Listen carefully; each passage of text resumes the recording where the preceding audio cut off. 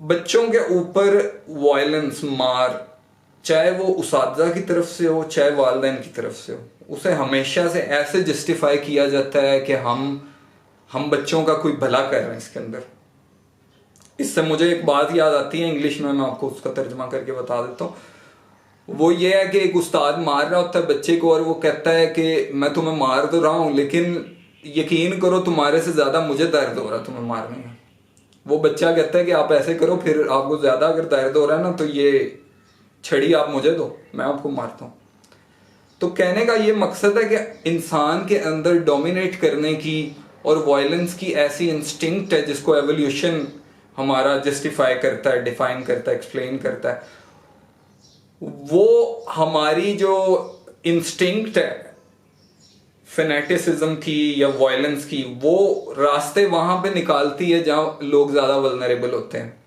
बच्चों से लेके हमारी कम्युनिटी में औरतें, हमारी कम्युनिटी में हमारी जो माइनॉरिटीज हैं, वो मुलाजमीन जो कि ज्यादा वल्नरेबल होते हैं हमारे लिए। हमारे बॉस पे हमारा गुस्सा नहीं निकलेगा, जो हमसे बड़ी अथॉरिटी में उस पर हमें गुस्सा नहीं आएगा उतना, बच्चों पे हमें बहुत गुस्सा आएगा।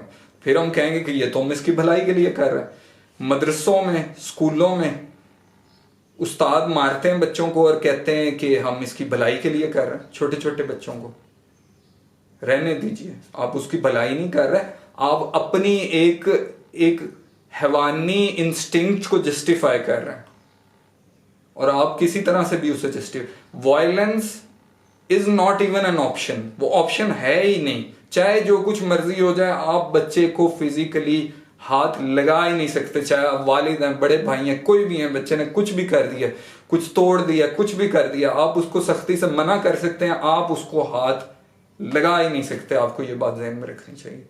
कोई उस्ताद बच्चे को मार ही नहीं सकता। बच्चा अपने अंदर एक मुकम्मल और खूबसूरत वजूद रखता है, आपके जितना ही, बल्कि आपसे भी ज्यादा, क्योंकि वो मासूम है और हेल्पलेस है आपके सामने। इसलिए वालिदैन को और उसातिज़ा को और जो कोई भी इंटरेक्ट कर रहा है, चाहे वो बड़ा भाई है, रिश्तेदार है, जो भी है, बच्चों के साथ, उसको ये बात ज़हन में रखनी चाहिए कि बच्चा हमारे जितने ही हकूक है, उसकी ओपिनियन भी हमारे जितना वजन रखती है, या फिर हम उसे जस्टिफाई करें अपनी ओपिनियन, उसकी ख्वाहिश हमारे जितना वजन रखती है। उसका वजूद, उसके हुकूक, उसकी लिबर्टी, हमें अपने बच्चों को आज़ादी देनी चाहिए। हर वो पाबंदी जिसको हम जस्टिफाई नहीं कर सकते उसको हटा देना चाहिए हमारे बच्चों से, ताकि उनकी मेंटल और फिजिकल ग्रोथ अच्छी हो। ये बैगेज जो हमारे बचपन में हमारे ऊपर लाद दिया जाता है इन पाबंदियों, सख्तियों, गंदी मेमोरीज के थ्रू, वो सारी उम्र हमारा पीछा करता है। बर्ट्रैंड रसल जो फिलोसफर है, ब्रिटिश फिलोसफर, वो अपनी ऑटोबायोग्राफी में मैं पढ़ रहा था, वो कहते हैं कि मैं बड़ा होकर भी जब कोई कमरे में आता था, किताब पढ़ रहा होता था, तो किताब छुपा लेता था। क्यों? क्योंकि बचपन में मुझे इतनी दफा रोका टोकर मजाक उड़ाया जाता था, ये तुम क्या पढ़ रहे हो, ये क्या कर रहे हो, ये तुम्हारे आइडियाज कैसे, कि मेरे अंदर वो हिस्स पूरी जिंदगी रही कि मैं लोगों से वो चीज छुपा के करता था। और बच्चे शेयर क्यों नहीं करते? क्यों? क्योंकि वो जब शेयर करते हैं बच्चे, वालिदैन उनको टोकते हैं, ये तुम क्या कर रहे हो, ये ठीक नहीं है, ये ठीक नहीं, बगैर जस्टिफाई किए, कोई रीजन दिए, बच्चा शेयर करना ही छोड़ देता है। चाइल्डहुड में हम ख्वाहिशात करते हैं, हमारी ख्वाहिशात अनजस्टिफाइबली।